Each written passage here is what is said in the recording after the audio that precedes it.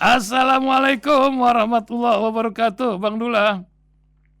Waalaikumsalam warahmatullahi wabarakatuh, Mas Ihsan. Masya Allah, apa kabar Bang Dula pagi ini? Sehat-sehat saja, Bang? Alhamdulillah sehat Nah, saja. Alhamdulillah. ini Ya, kita ingin ngomong tentang negeri kita. Entah ya sehat, entah enggak ya. Karena Mahkamah Konstitusi menjadi sebuah kisah baru sekarang ini. Di tengah-tengah beberapa hakimnya yang sedang digugat pula di MK-MK ya. Baru lagi kisah yang sedang berlangsung paralel. Tapi masihkah kita bisa berharap dengan sebuah ikhtiar ini atau dengan batas 15 hari ke depan akankah tuntas sedemikian tumpukan kasus yang akan terjadi. Juga kita dengar tadi dalam sebuah berita, betulkah baru kali ini politik uang dalam pemilu super gila-gilaan, kata DPR dari PDIP. Belum lagi pemilihan partai politik yang kayaknya menjalankan sebuah pragmatisme ketika parpol sudah mulai ada yang digoda-goda untuk berkoalisi. Apakah oposisi menjadi sebuah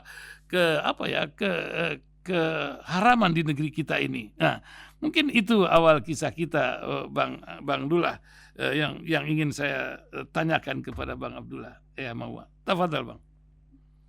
ya, baik para pendengar dari Rasil yang insya Allah dirahmati Allah Ta'ala di mana saja pada pagi Jumat ini. Yang pertama, baru 2 hari lalu kita sudah diresmikan bahwa hasil pemilu dan pilpres itu sudah menetapkan 02 dengan 90 juta sekian, dan kemudian 01 40 juta sekian, dan 03 20 juta sekian. Sehingga kemudian kalau dipresentasikan itu menjadi 101%. Nah ini luar biasa Indonesia itu. Jadi mungkin ini yang selalu saya katakan, Indonesia itu berada di luar outspace ya, di luar tata surya kita. Karena totalnya 101% satu itu. Yang kedua, kemudian ketika Ketua KPU membacakan, disebutkan itu tanggal 22 Maret 2024. Padahal yang dibacakan pada tanggal 20, tapi dibacakan tanggal 22 Maret. Itu juga, jadi ada istilah bahwa satu kejahatan itu biasa tidak sempurna. Jadi selalu meninggalkan jejak-jejak. Tapi kalau dalam bahasa agama itu, ya itu adalah cara-cara Allah bagaimana untuk menunjukkan kekeliruan, kejahatan, kehilapan, kesalahan atau dosa seseorang. Yang ketiga, ketika dibacakan ternyata itu kemudian disorsin beberapa, karena yang mau dibacakan itu mungkin yang lain, barangkali yang 2019 punya atau seperti itu. Jadi itu disorsin. Sehingga kemudian para ahli jiwa mengatakan ketika dia baca itu gemetar dan seterusnya, karena itu sunatullah. Jadi orang berdosa atau tidak, bersalah atau tidak, itu terekspresi dalam wajahnya, dalam badan tubuhnya, dan bahasa tubuhnya dan seterusnya seperti itu. Tapi oke lah, kita anggap itu, kita sudah tahu bahwa yang selalu saya katakan, periode ini berlakulah doktrin to kill or to be killed, membunuh atau dibunuh, jadi apapun itu dilakukan. Sehingga kita tahu bahwa di dalam undang-undang pemilu, undang-undang pilpres, undang-undang partai politik dan peraturan KPU, maka ada beberapa variabel di dalam menghadapi kasus pemilu, pilkada, pilpres dan seterusnya. Pertama, kalau tentang administrasi, pelanggaran administrasi oleh KPU, maka itu domainnya Bawaslu. Kalau tidak puas di Bawaslu ke Petun, tidak puas ke Petun itu ke MA. Nah, sayangnya partai-partai politik itu tidak menggunakan jalur itu secara optimal, tidak sampai ke Petun, tidak sampai ke MA. Satu. Yang kedua, kalau pelanggaran kode etik ke DKPP. Nah, DKPP itu pelanggaran kode etik, dan ini juga merupakan satu kejadian yang luar biasa di our space, di tata surya kita, di mana 4 kali mendapat hukuman pelanggaran tapi tidak dipecat. Itu juga luar biasa seperti itu. Nah, kemudian kalau terjadi pidana pemilu itu domainnya adalah polisi seperti itu. Nah, kemudian kalau perselisihan maka itu domainnya MK. Nah, sehingga kemudian sekarang kita kemarin sudah lihat bahwa 01 sudah mengajukan mendaftarkan ke MK. Mungkin 03 saya tidak tahu apa hari ini atau 1-2 hari ini seperti itu. Persoalannya adalah bahwa MK itu putusannya bersifat final. Bersifat final. Sehingga dengan begitu maka kalau kita melihat dari pengalaman-pengalaman MK selama ini tentang pemilu Pilpres, itu biasanya saya katakan kalau orang mengajukan ke MK itu sama dengan menyerahkan batang lehernya untuk dipotong, digorok oleh MK. Kenapa? Karena tugas MK itu dalam soal pemilu, pilkada atau pilpres itu adalah selisih angka berarti kuantitatif. Sementara KPU sudah punya data-data angka-angka terlepas itu rekayasa atau apa, tapi mereka punya angka-angka itu dengan fotokopi C1 atau fotokopi hasil dan seperti itu. Sementara partai-partai itu tidak memiliki data-data itu karena mereka kan outsider, meskipun sebenarnya partai-partai itu melalui saksinya bisa mendapatkan formulir itu di waktu pemilihan seperti itu. Tapi karena kita tahu Sirekap itu muncul kemudian hilang dan seterusnya seperti itu, maka angka-angka itu tetap saja itu tidak bisa dimenangkan oleh penggugat karena katakanlah partai-partai 01, 03 itu bawa satu gerbong kereta api dengan data-data itu. Bagaimana mereka bisa membaca dalam 15 hari? Baca 15 hari itu kan nonsense, tidak mungkin itu. Nah, mustahil seperti itu. Nah, mungkin barangkali mereka mengajukan dari pendekatan kualitatif. Nah, tapi pendekatan kualitatif itu juga akan menjadi bahan perdebatan di sidang karena domain MK itu bukan kualitatif tapi kuantitatif karena perselisihan. Nah, itulah sebabnya kenapa selisihnya itu 40 juta lebih. Jadi kalau misalnya dibawa ke MK itu selisih 1 juta, 2 juta, 5 juta, 4 juta. Nah, itu maka dibawa ke MK. Tapi kalau sampai 40 juta, 50 juta, itu tidak mungkin. Nah, itulah kenapa kita lihat skenario pada awal masih tahun 2023 ada dari pihak 01 itu melaporkan ke Bawaslu, melaporkan ke KPU ada 50 juta, 45 juta data DPT yang bermasalah dan itu tidak digubris. Sehingga dikhawatirkan dan saya berasumsi begitu, selisih suara antara 01 dan 02 itu 40 juta lebih itu berarti itu suara yang dipersoalkan di DPT itu seperti itu. Nah, sayangnya bahwa 01 atau 03 itu tidak bawa ke DPR dalam bentuk hak angket. Sebenarnya kalau mereka jeli itu bawa ke hak angket di DPR untuk kemudian mempersoalkan angka-angka itu sehingga kemudian DPR bisa membentuk pansus untuk menyelidiki bagaimana soal angka itu. Tapi ini sudah lewat sehingga kemudian kita bicara tentang MK. Sekarang waktu menerbitkan SK MK nomor 90 tahun 2024 tentang batas umur presiden wakil presiden 40 tahun, di sana itu kan kemudian 2 orang yang vokal yang melawan, yaitu Syarif Hidayatullah dengan Refli Harun. Allah Akbar. Saldi Isra. Wakil Ketua MK sekarang. Ya. 2 orang ini yang paling vokal. Yang paling vokal menolak 40 tahun itu diturunkan atau menjadi mantan bekas atau pernah sedang menjadi kepala daerah dan seterusnya. Kemudian 3 orang itu setuju tapi khusus untuk gubernur, bukan untuk bupati kepala daerah. Seperti itu. Hanya 4 orang yang kemudian 2 orang yang menyetujui seperti itu. Sehingga secara total itu perbandingannya itu adalah 6-3. 6-3 karena ada 3 kasus yang sama Ya. yang diajukan oleh PSI, beberapa kelompok LSM dan itu. Nah, tapi itu ditolak. Ada 3 atau 4 kasus yang sama soal syarat umur capres-cawapres, itu ditolak oleh MK. Tahu-tahu kemudian yang terakhir itu muncul pamannya Gibran, adik iparnya presiden, kemudian digolkan itu seperti itu. Nah, sehingga kemudian itu sekarang lagi dilakukan bagaimana agar supaya 2 orang ini dianggap bermasalah akan dibawa ke MK karena seperti beberapa waktu yang lalu saya katakan memang 9 orang itu pernah melanggar kode etik. Pernah melanggar kode etik, tapi itu kan ketika berapa tahun yang lalu seperti itu. Seperti itu. Sehingga itu mau diangkat dan seterusnya. Belum lagi bahwa ada ancaman untuk dibunuh seperti itu. Yang apa itu.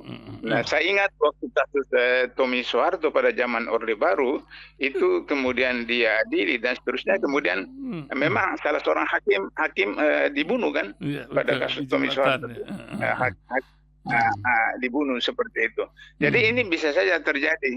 Oleh karena itu maka saya menyarankan kepada pertama masyarakat sipil itu bisa melakukan katakanlah semacam bodyguard atau pengawasan ketat kepada 4 orang ini, minimal 2 orang ini yang paling vokal itu.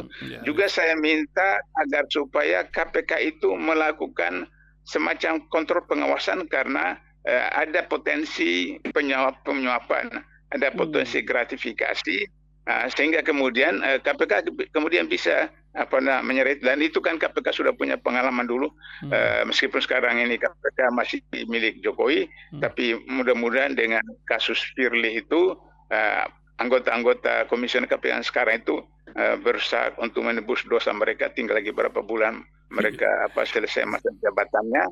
Mudah-mudahan mereka mau buat semacam surprise begitu untuk menangani kasus anggota MK itu, karena dulu waktu kami tangkap ketua MK itu kan gaji dia waktu itu kan 100 juta 1 bulan, Mas Ihsan.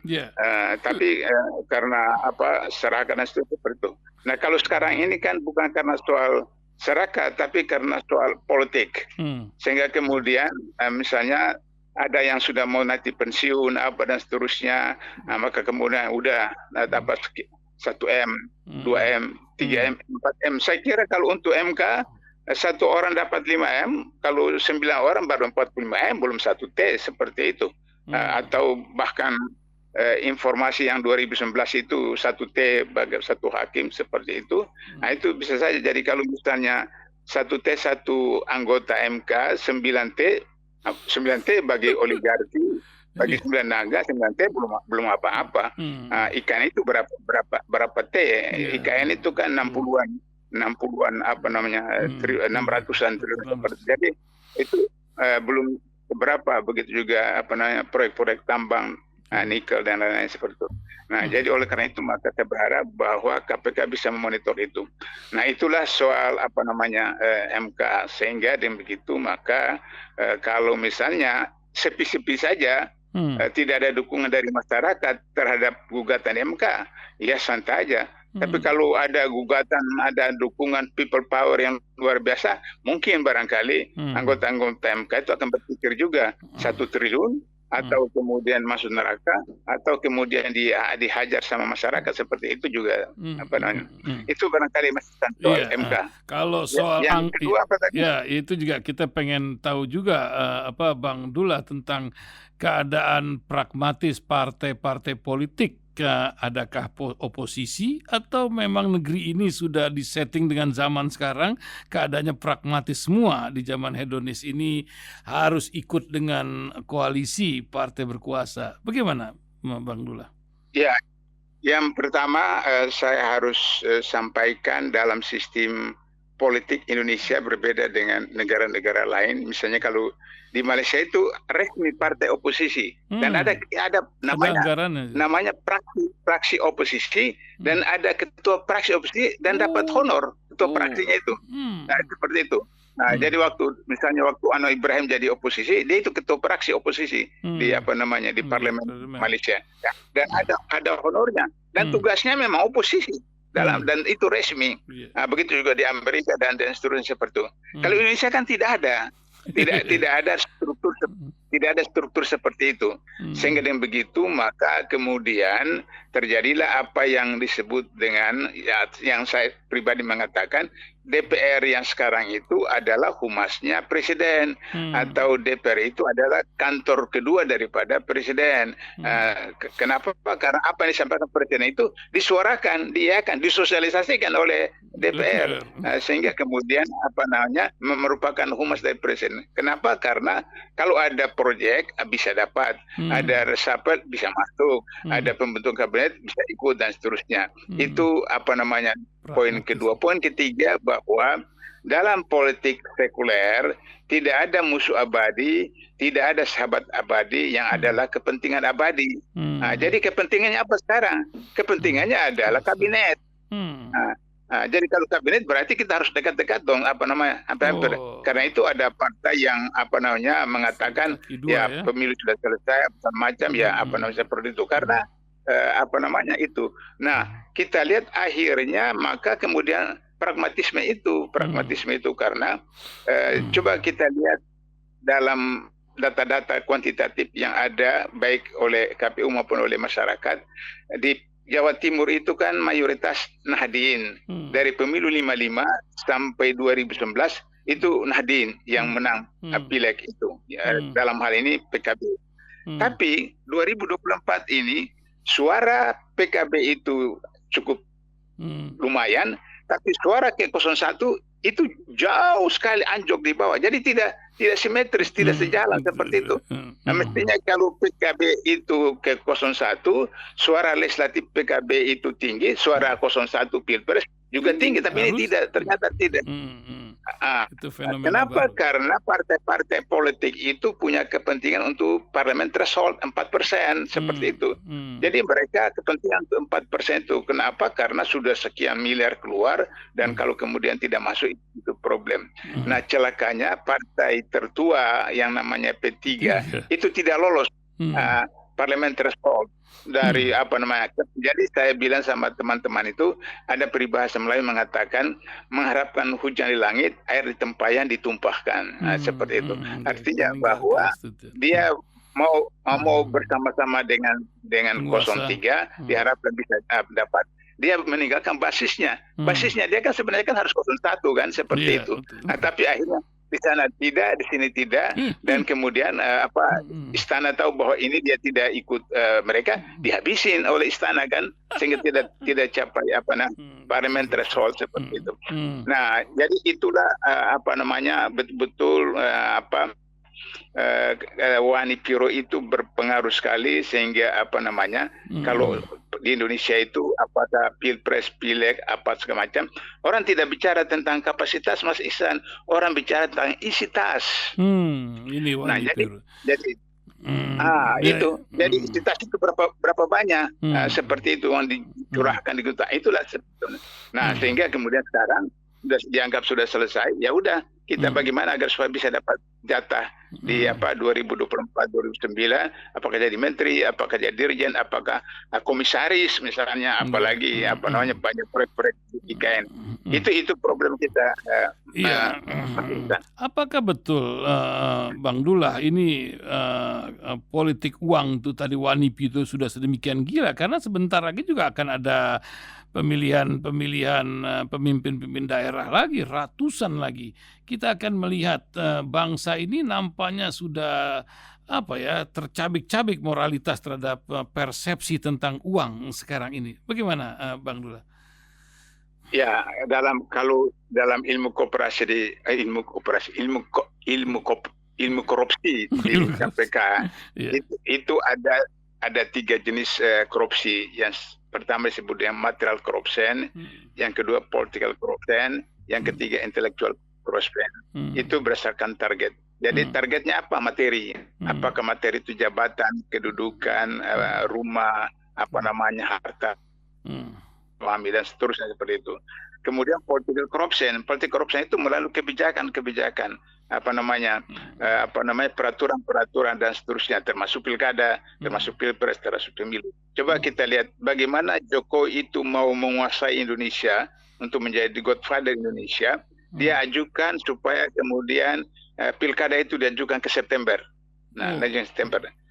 Ternyata kemudian MK itu masih ada punya hati nurani, itu kemudian menetapkan tidak boleh diajukan, tetap pada November. Nah, kenapa Jokowi mengajukan September? Karena kalau September dia masih presiden, jadi masih bisa kendalikan gubernur, bupati, wali kota, kepala daerah, supaya gubernur, bupati, wali kota yang calon-calon dia, kubu dia itu bisa terpilih. Tapi kalau sudah tetap jadwal November, maka dia sudah tidak presiden, tidak bisa cawe-cawe lagi seperti itu. Nah, itulah kemudian berkaitan dengan pilkada itu. Sekarang orang sudah tidak peduli lagi soal 01, 02, 03, karena orang mau fokus lagi kepada pilkada itu. Saya ingat 2019 itu Gubernur Kalimantan Selatan itu habis 700 M. Itu 2019, 2020. 700 M jadi hampir 1 T. Dan itu memang tambang di Kalimantan Selatan itu kan luar biasa, kan batu bara yang luar biasa seperti itu. Jadi kalau sekarang ini sudah 5 tahun, tentu harganya lebih tinggi lagi kan, bisa sampai 1 T seperti itu. Sehingga dengan begitu, maka kemudian bagaimana agar supaya pilkada itu mereka bisa berhasil untuk kemudian menguasai dari atas sampai ke bawah, habis-habisan. Tapi saya mau katakan bahwa ini ada problem masyarakat kita, problem ada rakyat kita. Jadi tingkat pendidikan masyarakat itu yang harus kita kembangkan. Jadi saya menyerukan kepada masyarakat, kepada ormas, kepada partai-partai yang Islam dan seterusnya itu, fokus 5 tahun mendatang itu melakukan pendidikan politik bagi masyarakat, pendidikan politik bagi anggotanya, pendidikan politik bagi warga negara, pendidikan politik bagi keluarga, bahwa ada ini pesta. Kalau 10 partai, satu orang dapat dari satu partai 50, 100, 500, 1 juta, 5 juta, 10 juta. Tapi itu hanya untuk tahun ini. Kemudian tahun berikutnya bagaimana pajak sekarang itu dinaikkan, pajak penghasilan ya. Dulu waktu saya masih aktif itu 10%. Terus kemudian ketika IKN dibentuk ditambahkan 11%. 1% itu untuk IKN.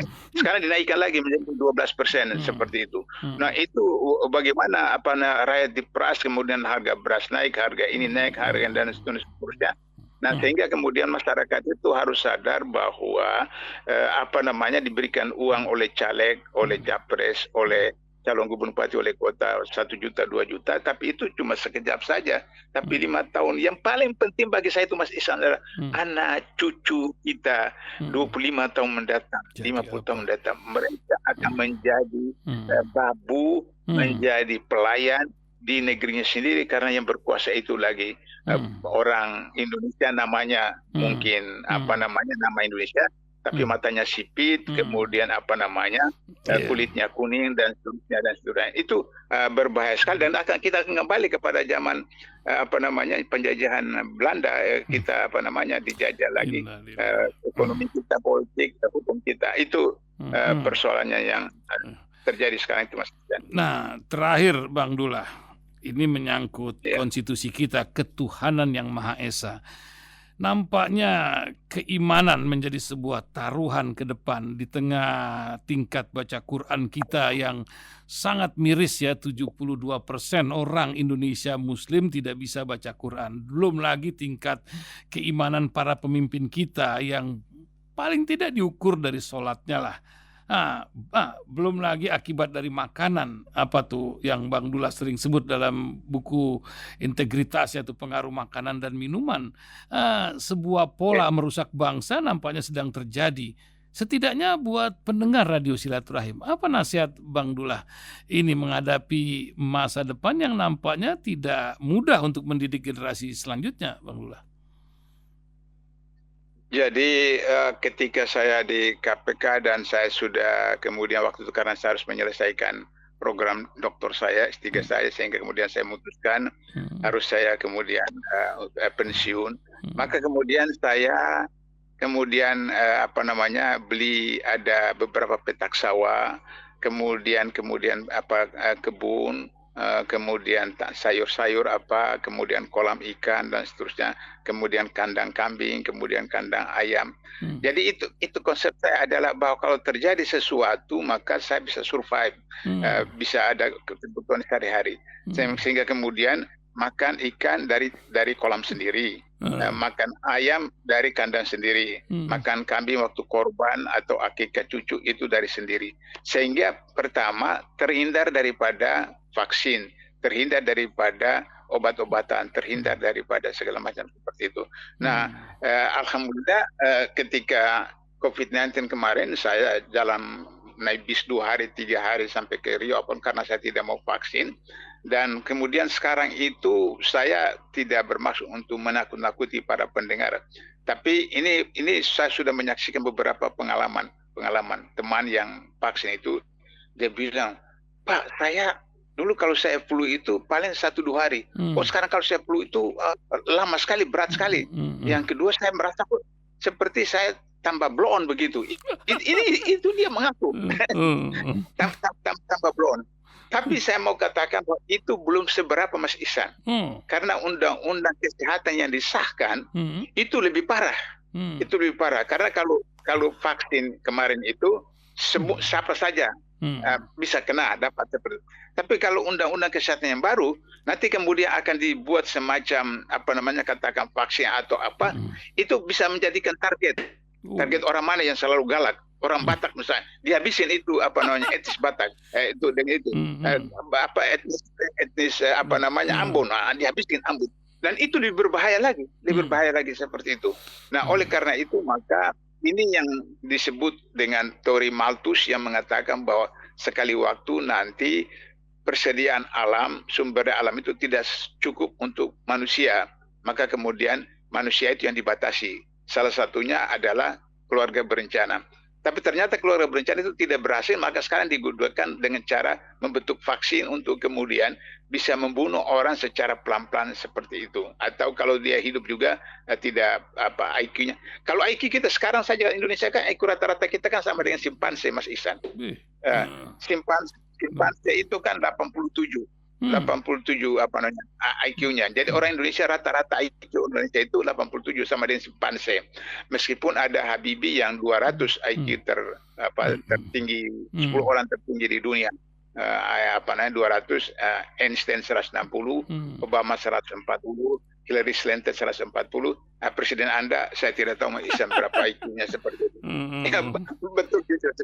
Nah, jadi oleh karena itu maka kemudian makanan minuman itu usahakan, saya selalu menyarankan jangan beli ke mall, jangan beli ke supermarket, beli ke pasar tradisional. Karena pasar tradisional itu dibawa dari kampung. Jadi polusinya atau apa segala itu masih terlalu sedikit ada tapi terlalu seperti itu.